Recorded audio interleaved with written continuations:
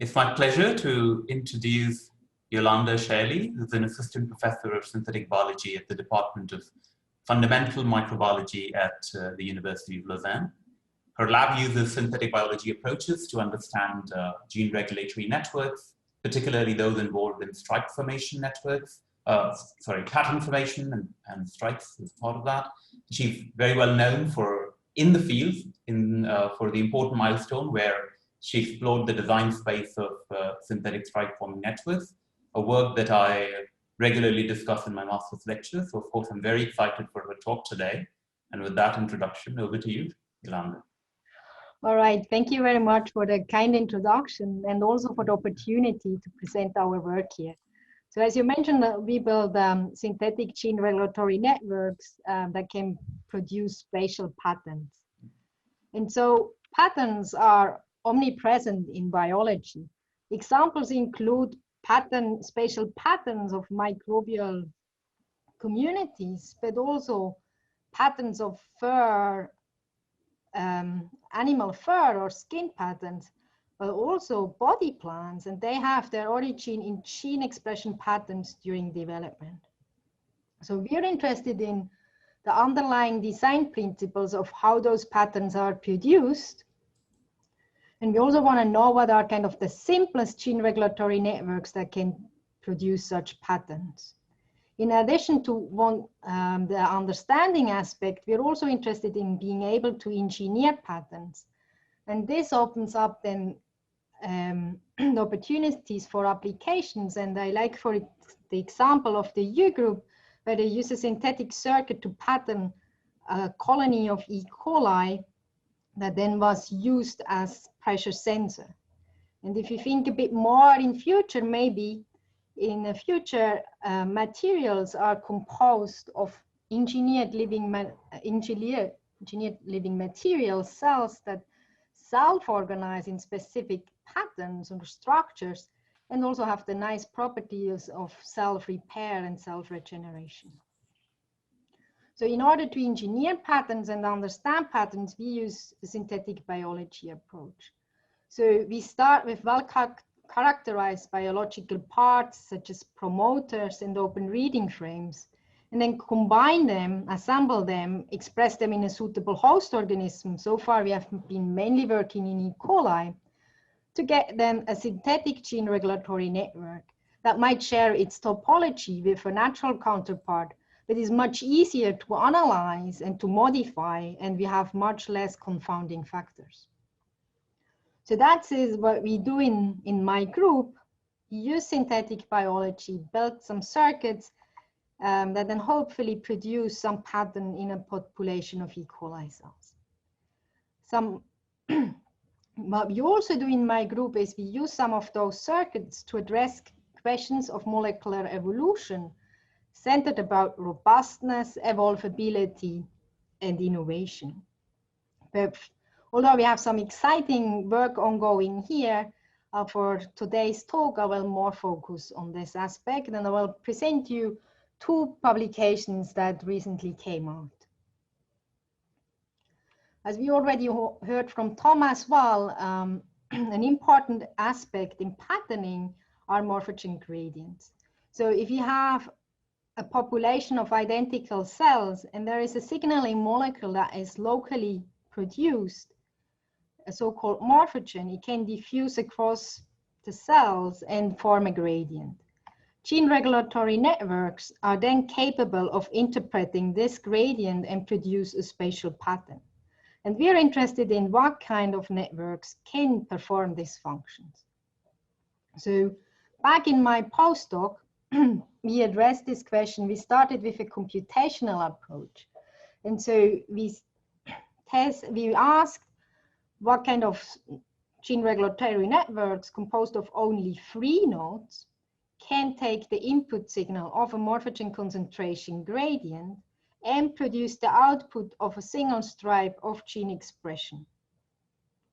Meaning that if you're looking here at the expression pattern of the green gene, it's not expressed at low and high morphogen concentrations, but it's highly expressed at intermediate concentrations. So we call this a stripe. So we used a computational approach where we tested all possible free node networks, tested each one with a number of different parameter combinations. And the results were displayed in a so-called genotype-phenotype map, where you just can see a subpart here now, where each of those networks are indeed capable of producing the phenotype of a stripe. And they have different genotypes, but they're linked with the edge if they differ just by a single interaction. For example, the difference between this network and this network is that this has an additional interaction. And so the whole result looked like this. So now here, each of these nodes represents a network that can produce a stripe. And we arrange them according complexity, so that networks with more interactions between the three nodes would be at the top and the most simple networks at the bottom. So what was striking to us is that we basically got 4 groups, and at the bottom of each group, we identified the previously described incoherent feed-forward loops, I1 to I4. So those 4 networks are basically the simplest networks can produce a stripe, and they do this each of them does this with a different dynamical mechanism. I won't go into the mechanisms right now, but later on we'll see a little bit more detail on I2. After that, we went on in the lab and I built those 4 networks synthetically in E. coli. So the setup we used is that our input was the sugar arabinose. That was basically our morphogen analog. Whenever there were positive interactions to encode, I would express either T7 or SP6 phage RNA polymerase that would then recognize a promoter downstream and activate transcription. When there were negative interactions to encode, we would either express the repressors LOCI or TET-R, and our readout was green fluorescent protein. Using this setup, indeed, I was capable of producing, building those 4 networks, and they were capable of producing a stripe of gene expression of fluorescence in an arabinose concentration gradient. And so when we took those E. coli cells, plated them on an agar plate, and in the middle of the agar plate, we would have a paper disc, and then on that paper disc, we would drop some arabinose. The arabinose would naturally diffuse across the plate, form gradients, and then we observe those rings of green fluorescence corresponding to the stripes.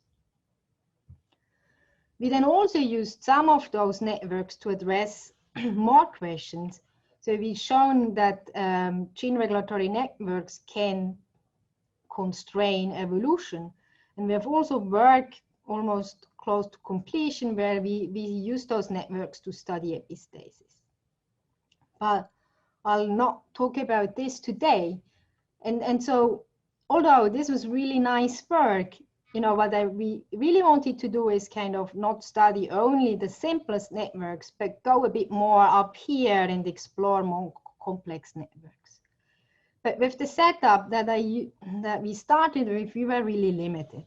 The problem was the transcription factors, and even more so the RNA polymerases are rather long sequences. So we quickly needed multiple plasmids in our cells. And expressing all those proteins and maintaining the plasmid was really costly for the cells, and they would often not behave anymore as predicted. And there are also limited number of orthogonal parts available. So we were quite limited in the circuit size and complexity. So we're looking for other solutions, and like almost every biologist nowadays, we found the solution in CRISPR, more particular in CRISPR interference. So in this case, we use dCas9, so it's catalytically inactive. It will no longer cut the DNA, but it still binds to the single guide RNA. And so we put a complementary sequence downstream of a promoter. And so the dCas9 will then bind here, guided by the single guide RNA. And when the RNA polymerase comes along, it's inhibited by roadblock. And so we have inhibition of transcription. From an engineering point of view, this has a number of advantages compared to using transcription factors, protein-based transcription factors. So it's highly programmable and very easy to design. We just need to change here the sequence and the binding site. And there's basically an unlimited number of orthogonal versions available. And although there is an initial cost of expressing the dCas9 protein, expressing additional single guide RNA is really not costly for the cells. And they're very short, around 200 nucleotides, so we can easily put multiple guide RNAs in a plasmid. However, there were also potential limitations pointed out in the literature. And so one of them was the lack of cooperativity. Many transcription factors function as multimers or have multiple binding sites, leading to a cooperative behavior where we have a Hill coefficient bigger than 1. However, CRISPR-I does none of this, and it's thought to have a Hill coefficient of equal 1. And so this could be a problem because many interesting circuits, such as bistable circuits or oscillating circuits, basically require some nonlinearity. The other potential limitation was the slow off dynamics, because basically once the dCas9 is bound to the DNA, it stays there until the DNA is replicated and the complex is displaced by the polymerase. So those two limitations together made us wonder if actually CRISPR-I is not generally suitable for synthetic circuits. Indeed, if you look at history, in year 2000, we have basically synthetic biology, the field of synthetic biology was born with the iconic circuits of a toggle switch that shows a bistable behavior and the repressilator that produces oscillations. 2013, CRISPR-I was invented, and since then it had been used in synthetic circuits, but mainly in logic gates, kind of endpoint static circuits. But there was nobody who used it for multi-stable or dynamic circuits. Well, nevertheless, we thought we'll have a try and see if we could use it to build our stripe-forming circuits. And I guess I wouldn't speak about it today to you if it hadn't worked. But we think some of the design features we decided early on are important for the success, so I quickly took you through those. So whenever possible, we try to harbor a single circuit on a single plasmid. And we try to code and report each of the transcriptional units or nodes by a fluorescent reporter. This is very useful, for example, for model fitting and to see what's going on, also for debugging the network. The individual nodes or transcriptional units were isolated by spacers as well as strong terminators. And then we had in a node, we would have an mRNA that would encode for multiple functions. For example, here a guide RNA and the fluorescent reporter. But we would isolate them from each other with a so-called CSY4 cutting site, which is basically a stem loop. So after transcription as a single RNA, this enzyme will come and cut the RNA into individual parts, so they could basically work independent of each other. So we would reduce context dependency. So the single guide RNA could then go bind dCas9 and the GFP could be translated and fluoresce. Additionally, we realized that there is crosstalk between, if we use similar degradation tags on the different reporters. So we chose orthogonal reporters and orthogonal degradation tags for the reporters. And in addition to the plasmid that would encode our circuit, we had a constant plasmid that was the same for all the circuits where we constitutively express dCas9 as well as CSY4. And since synthetic biology is still a lot of trial and error, we also came up with a fast and modular cloning strategy so that we could test a lot of things in parallel. And so basically we assemble individual parts together into transcriptional units in some kind of intermediate plasmid. And those plasmid we can then assemble in a modular as well as a combinatorial fashion into the final circuit. So once we had this setup in hand, we basically wanted to see if CRISPR also works in here. So we started with a very simple circuit, NOT circuit, where we have arabinose inducible PBAP promoter, and then produced a single guide RNA that recognizes a binding site that we put downstream of a constitutive promoter. And we have fluorescent reporters as well as the CSY cutting sites shown here with those crosses. And we took from the literature a set of 4 single guide RNAs and indeed observed about 20-fold repression. And we could modulate this repression a bit by truncating the guide RNAs by 4 nucleotides. That's what we indicate here with the T4. Importantly, this effect was dose dependent. So the more arabinose we added, the less GFP we observed, meaning the more repression we got. So now we were ready to test one of our stripe forming circuits, and that was the I2. And I'll quickly walk you through how this is supposed to work. So we have here again our arabinose, which is our input. So with increasing arabinose, what we expect is getting an increased expression of this first orange node. The blue node is usually on, but then it gets repressed by the orange node. So what we expect here is that we start high, and then with increasing arabinose, we'll get a decrease in the signal. And the green node is repressed by both the orange and the blue node. So green can only be highly expressed where we don't have high blue and not have high orange. So that's how we get our stripe. So we put together our single guide RNAs in a circuit like this. And indeed, we observe the behavior that we would expect.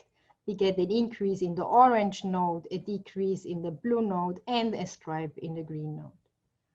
And so if we put those cells now on an agar plate and have the disc in the center and diffuse the arabinose across, we see the 3 colors, not only the ring of fluorescence, but also orange at high concentration of arabinose and blue at low concentration.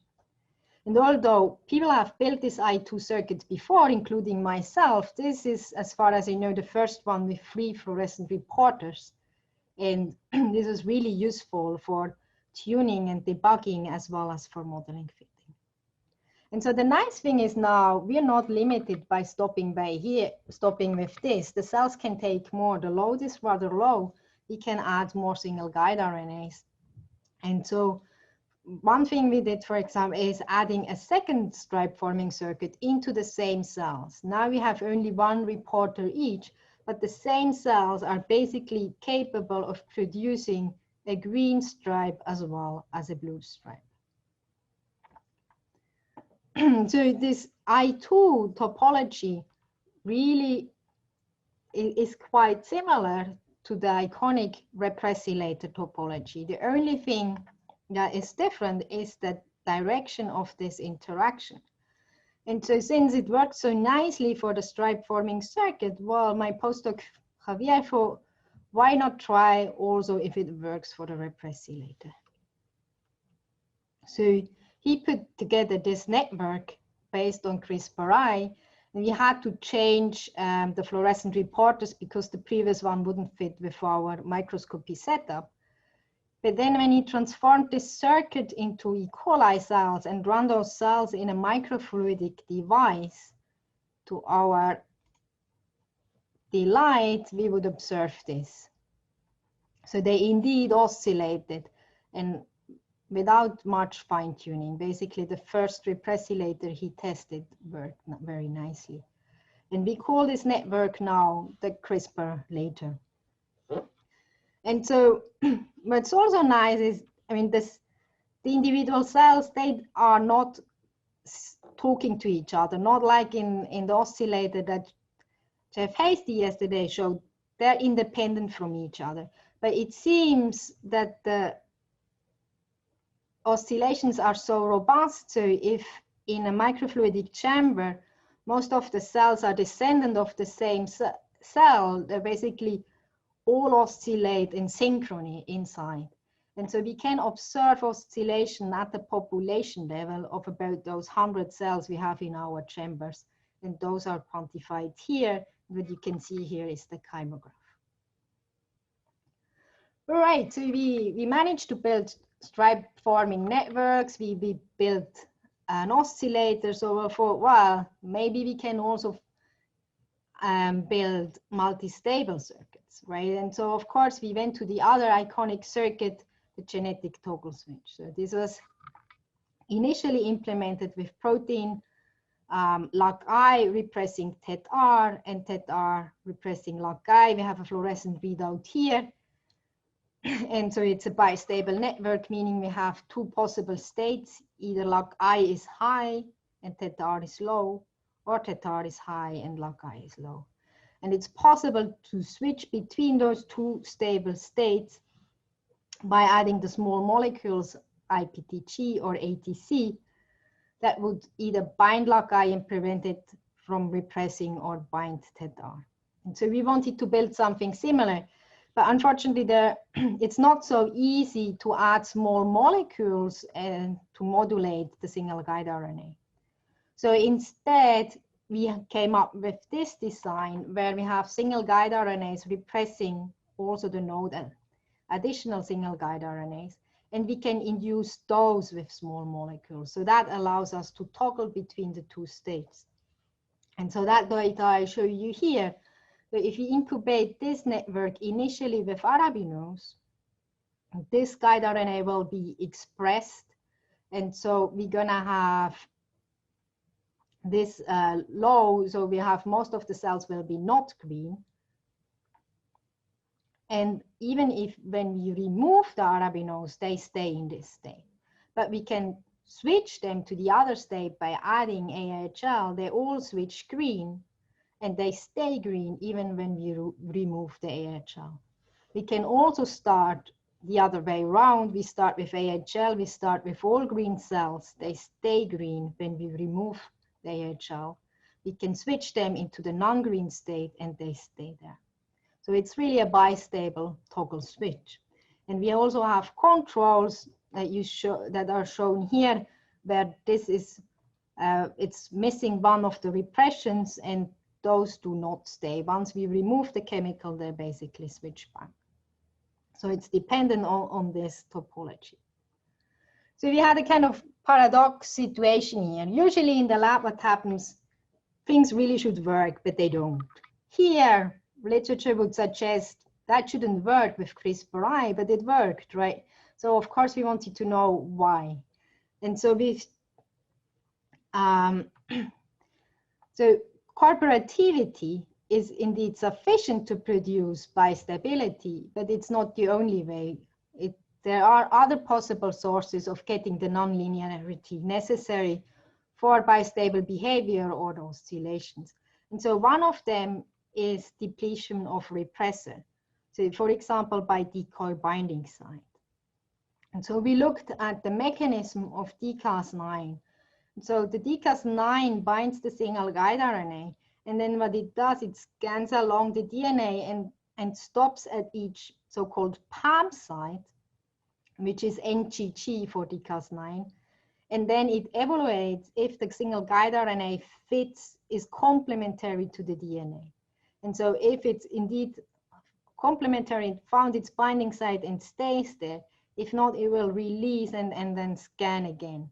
And so we've teamed up with the group of Jörg Stelling at ETH, and they put up together a very nice model based on methods from chemical reaction network theory, where we not only have the specific binding to our binding site, but also this scanning or unspecific binding to the PAM site.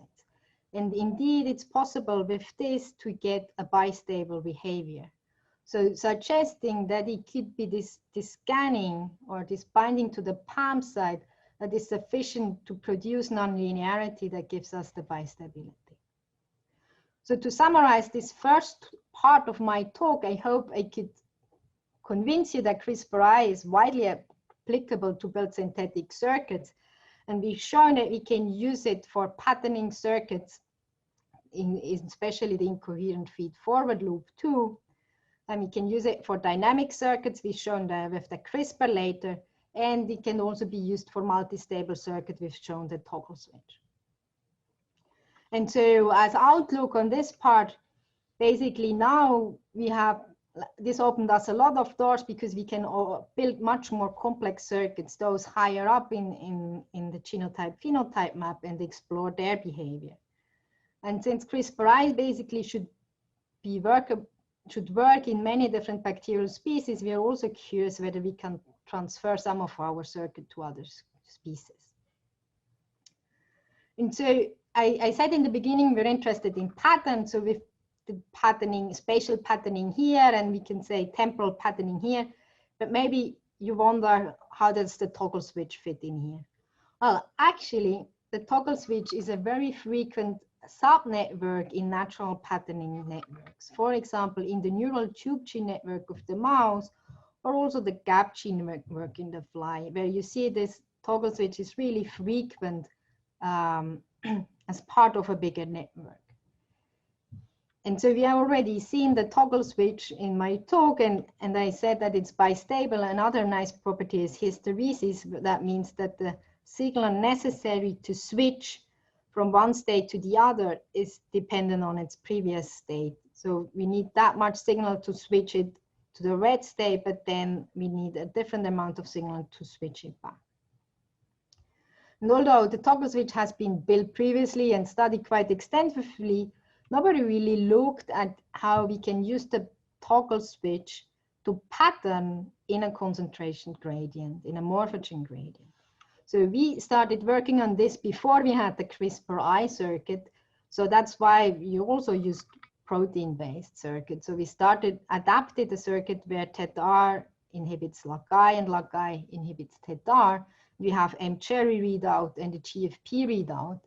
And we modified it so that TET-R and M-Cherry would be under the control of an AHL-inducible promoter.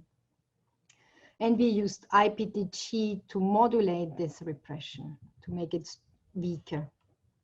So with this setup, we could turn the circuit either into the red state or the green state by incubating it overnight, either in the presence of AHL and IPTG or none of those. And so all the experiments I will show you start either with all cells in the red or in the green state. And then for patterning, we used a grid assay. We took an agar plate and put this membrane, it's kind of a paper on top of it, and then plated our cells here. And at the edge, we would pipette the small molecules, the AHL and the IPTG. They would diffuse and form gradients. And so this gave us a nice assay. The membrane is not absolutely essential. We could also have done it without membrane, but it's nice to kind of count the grids in one color or the other. And it made it also more reproducible. In addition, we also wanted to have quantitative single cell data. So we grow at different concentrations of AHL and IPTG in liquid culture and analyzed the cells by flow cytometry, where you're going to see plots where we plot the green fluorescence versus the red fluorescence, and we can gauge the cells whether they are green or red. Right, so with our circuit, if we start with the initial green state and put them on a grid and have an IPTG gradient and a perpendicular AHL gradient, what we observed is that the cells stayed green unless at high concentration of IPTG and AHL, they would turn red. When we started in the red state, they would stay red unless the AHL concentration was too low to sustain expression, and then they would turn green. So if we overlay those two, we observe this yellow region where we have hysteresis, which is like the bistability region, where the expression really depends on the previous state. Similar, when we did the assay in liquid culture, So here you can see is each grid corresponds to a specific combination of AHL and IPTG concentration, and is a flow cytometry readout. And then its background color is depending on if 90% of the cells are in the green gate, we would color it green, or 90% in the red gate. And then those white ones would have cells in both gates. So again, we start from green and red and observe very similar as on the grid. Can also overlay those and see the bistable region.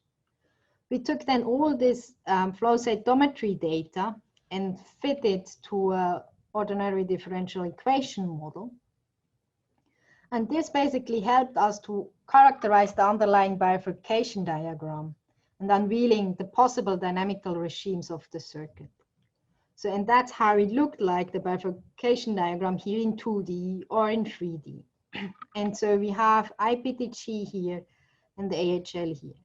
So we see the two monostable regions. So here the green state, here the red state, and the bistable region where we are green or red depending on the previous state, here indicated in blue. And so if we basically go along the IPTG, we can detect 3 different regimes. At high IPTG concentration, the circuit is not bistable. You can smoothly transition from red to green and vice versa in a sigmoidal fashion. Below the so-called cast bifurcation, we go to the bistable region and we can switch from green to red, but at different concentrations depending on the previous state. And then if you lower IPTG even more, we come into this, it's still bistable, but it's irreversible. So once we start in the green state, we can no longer switch them to the red state. However, if we start in the red state, it can be maintained. And so we also see that in our data plotted a bit differently here. You have the AHL gradient and the number of red cells. We go from high IPTG, no hysteresis, to hysteresis to the irreversible state where we can no longer switch to red if we start in green. We also see this on the grid. In addition to controlling the hysteresis, IPTG allows us to control the position of the boundary. The less IPTG we add, the more the boundary shifts to high concentrations of AHL until it basically disappears. This is related to the sharpness of the boundary. So if we look here at the flow cytometry, we see that in the sigmoidal regime, basically the whole population behaves as one, shifts from green to some kind of non-fluorescent state to a red state. Whereas in the bistable regime, we see splitting the population in 2 subpopulations. So it's bimodality that has been described previously for bistable circuits. And so if we look at the fluorescence plotted against AHL, we see that in the bistable region, we really get the sharpest transition going at the border. So the steepest slope, and we see that not so well on the grid, but if you remove the grid, we see that also on the plate, where we have here quite a wide zone where we shift from red to green, where here it's very sharp. We also looked at the dynamics of the switching time. So what you're going to see here is again flow cytometry. We've taken in time course in every hour a time course. And so you see them switching from green to red. And so one thing that is interesting is over time, the population behaves similar as in a gradient, meaning here we have a whole population shifting in time, whereas here we have the population splitting into 2 populations. Also, we see that at higher PTG concentration, we have a faster switching. So this data is quantified in these 2 plots where we have high IPTG sigmoidal regime and the bistable regime here. So at high IPTG, we switch faster, and all independent of the AHL concentration, whereas at lower IPTG concentration, we switch slower and it depends on the AHL concentration. So I was told that this is a phenomenon called critical slowdown that occurs close to the saddle node bifurcation. And we observe also this on the grid where we have in the sigmoidal regime, we have the red appearing faster and also the border at the different position. So there seems to be a trade-off between the two regimes. So this one can produce the boundary faster but less sharp, whereas here we are slower but we have a sharper boundary. But we can now think of patterning regimes that we combine aspects of different things. So imagine we have cells here without IPTG, they're all green. So a gradient of AHL won't do any pattern, but we can then now give a pulse of IPTG, basically moving the cells up here. And now a gradient of AHL will produce a pattern with a red and green zone, and the position of the boundary will actually depend on how long that IPTG is present. And then the IPTG can be taken away again, the cells go down here, and now we keep the pattern, and the pattern is robust to changes in the AHL gradient. So now even small changes won't affect the pattern anymore. And so that's what we've done. We've incubated the cells in the presence of IPTG for different times and observed that we switched from green to red. We got the boundary here. For those that only saw a short pulse of IPTG, we have cells that were in between, they didn't completely switch yet. Then when we removed the cells, brought them back into the bistable regime, we maintained the boundary. And interesting enough, those kind of split into two populations. And so this is, for example, something that we see in patterning of the neural tube, that the hedgehog patterning can be manipulated by glee. So there's something that might actually happen in nature. And we saw also demonstrated this memory function of the bistable switch on the grid where we prepared the pattern as previously shown, and then we transferred now all the cells on a fresh plate, but we removed all the positional information. The only thing is that we kept AHL, but we maintained the pattern. And we've done also a control where we removed AHL and they would all switch back to green. So to summarize this second part of my talk, I hope I could show you that the toggle switch really allows us to control the boundary position, as well as the precision and the timing. In particular, there seems to be a trade-off between a sigmoidal regime where we have fast patterning, but not a very sharp boundary, and the bistable regime where the patterning is slower, but we have a sharp transition. But we think it's also possible to play around with this and switch between regimes, and really makes it important that, or shows how important it is to study those things in a dynamic context. And this can be really easily done in a synthetic setup, but is more complicated in vivo.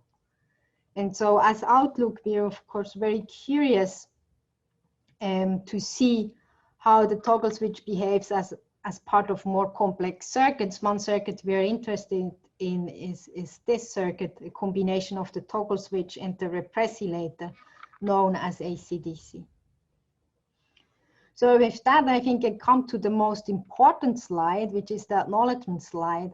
This is a picture of my group taken pre-COVID. Unfortunately, we couldn't really take a more recent picture, but still the most important people of the work I presented today are on here, which are Javier Santos Moreno, my fantastic postdoc who did all the experimental work on the CRISPR system, and Isvara Barbier, a very talented PhD student who did all the experimental work on the toggle switch project.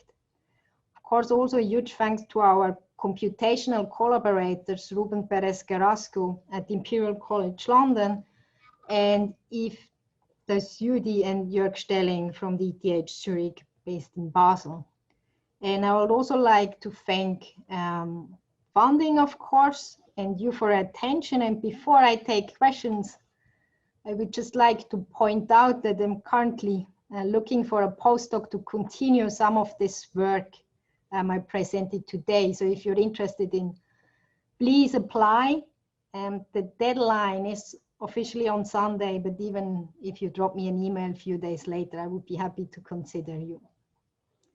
And with that, even though I'm a bit early, I'm happy to take your questions. Thank you very much, Yolanda. And we already have a couple of questions. The first one we have is from Alex. Alex, do you want to unmute yourself and ask?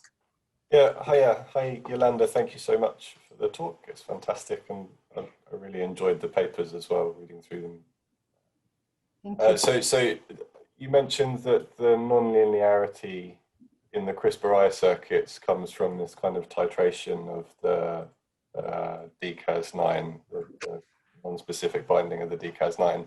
Does that mean you can kind of tune the non-linearity by, I guess, doping extra PAM recognition sites onto the plasmid or changing the plasmid copy number? So we think it's the PAM sites everywhere, right? Not just on the plasmid, but also in the genome. And they're very frequent. So NGG occurs extremely frequent on the genome. So I doubt by adding few more whether that will change much. I guess you'd have massively changed kind of having much more genomic DNA or less. But we have played a bit around with putting kind of the whole binding sites, not just the PAM sites in, but we didn't really observe much effect. But we haven't studied that extensively, so I cannot exclude that this would make would have an effect. All right, thank you. Welcome. All right, the next question comes from Xiozun. Xiozun, do you want to unmute and ask the question? Yeah, sure. Thanks, it's a great talk. I like it very much.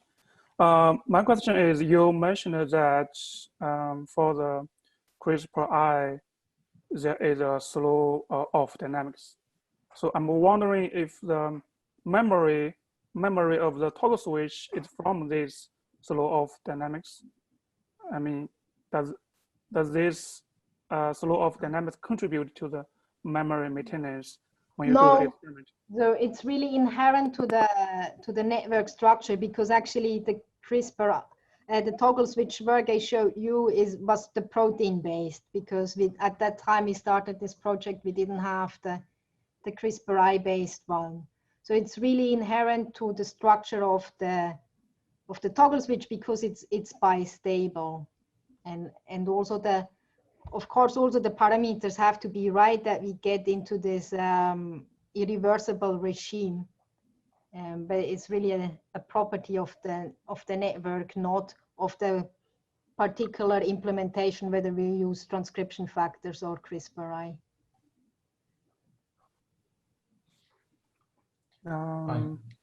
Okay.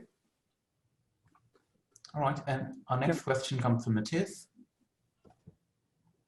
Yes, thanks for the wonderful talk. It was very, very interesting, exciting. I have a question, like, did you observe or did you have any problems like that the first produced guide RNA grabs all the DCAS9 and monopolizes it and doesn't leave DCAS9 for more downstream guide RNA? Yeah, so there's this question of resource competition, right? Mm-hmm. It's a good question. So in the literature, I mean, we haven't observed any of this, but in the literature, you could find easily, up to, I would say, maybe 9 guide RNAs, no problem. If you go higher, then you can maybe play a bit with the level of the guide RNAs as well. You would have of the DCAS9, you would have to express it a bit higher, although that might be costly. Something to mention also in our case, especially most of the cases, they're not acting all the time together at the same point, because we wire them together. One represses the other, so they're not expressed all the time, so that reduces competition as well. But of course, it's a factor that one has to take into account, and I think the more complex the circuits get, the more we'll have to pay attention that we don't get competition and therefore context-dependent effects. Thank you. Okay, Howard. Hi, Howard. Oh, yes, hi. Hi, Yolanda. Excellent talk. How are you? Good, thank you.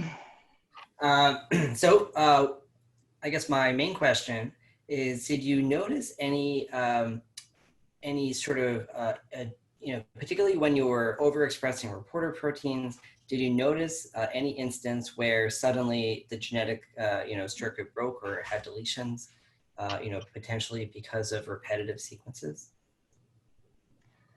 We never, I agree, we have some repetitive sequences in there. We have the guide RNA that is repeated multiple times. We also have the CS54 site, cutting site, although we chose a shorter variant to reduce the chances of recombination.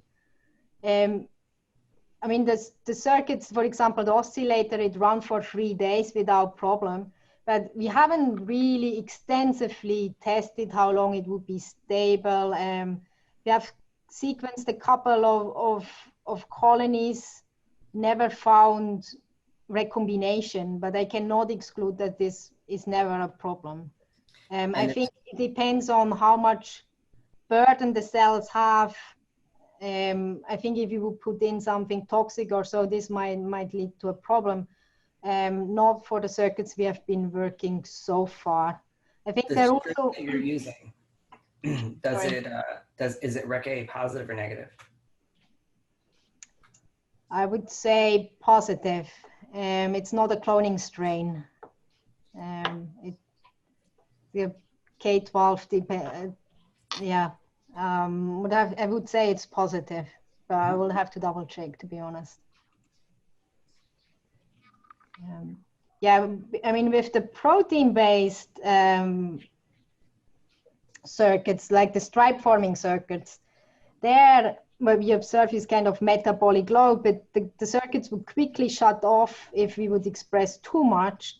The paper is like half of the paper is about controls and reducing metabolic load.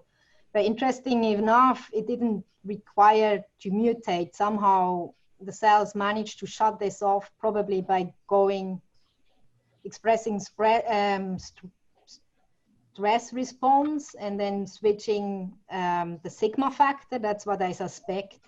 We haven't followed this up, but they can also shut it off without having to mutate pretty quickly. Okay, thank you very much. Welcome. Well, I have a question about the hysteresis work. So there, when you plot this grid, I'm wondering whether the stability of the IPTG and the AHL, or their diffusion rate through the agar surface, are they similar, and could that be linked to the hysteresis effect you see? Yeah, I didn't show that, but we also done the modeling, put that on the grid and model kind of diffusion. We just took parameters from literature. So of course it's a bit complicated with the grid, because at the same time, while the cells grow, we have the diffusion going on. So it's not as trivial, but and of course they're not going to be stable forever. Right. So there is a small also, once the cells actually enter stationary phase, they would no longer switch. So that's often with many of those circuits. For example, the initial repressilator is the same. If they go into stationary phase, they no longer oscillate. Again, I think it's due to switching sigma factor. And so that could potentially explain the memory function, but that's why we've done also the control where we stamp them again onto a new grid without AHL and they still turned green, right? So it cannot be due to that, because if you regrow them, they can still switch. It's not just because they're stationary phase and don't do anything anymore. So we've done a control for that. And I'm wondering if, when you presented right at the beginning, you're talking about how you dissociate the guide RNA from the downstream gene. The CSY site that you use, does that change the stability of the guide RNA itself? Because oftentimes when people use guide RNA with a terminator afterwards, so this gives an additional hairpin loop that's at the end of the guide RNA. But in your case, it would be just the Cas9 handle followed by the cut site. Yeah, we cut it off. We cut off the terminator. That's correct. But interesting enough, CSY4 actually is from a CRISPR system. Right. Okay. Right. So yeah, of course, it's going to be a different stability than when you leave it. Mm-hmm. But since all of our guide RNAs have the same cutting site, so then everything is basically the same. Similar. Mm. Okay. Do you have more questions? You don't have to type them. You can just unmute yourself and ask. I guess what I forget to mention also that there are two, after we've published the CRISPR later, there are two other papers using CRISPR-I for oscillators. So it seems really to work, not just in our hands, but yeah. I noticed that when you were showing the microfluidic chamber with the CRISPR relator, there was some of the cells that almost had like a polar localization of one of the fluorescent proteins. Is this something that you were curious by? Which one is that, and why the? Yeah, we didn't follow up this, but some also got a bit long. I guess those cells were not super happy. That by running them in a microfluidic device also, I mean, the movie was sped up a lot, right? So the whole movie took about 3 days. So towards the end, we got some elongated cells. Those is certainly, they are not super happy, probably due to DCAS9. Has been shown that DCAS9 has some toxicity effects. Mm-hmm. So there are now versions that should be less toxic. Mm-hmm. So that would be, of course, interesting to test if we could incorporate that and the cells would be more happy.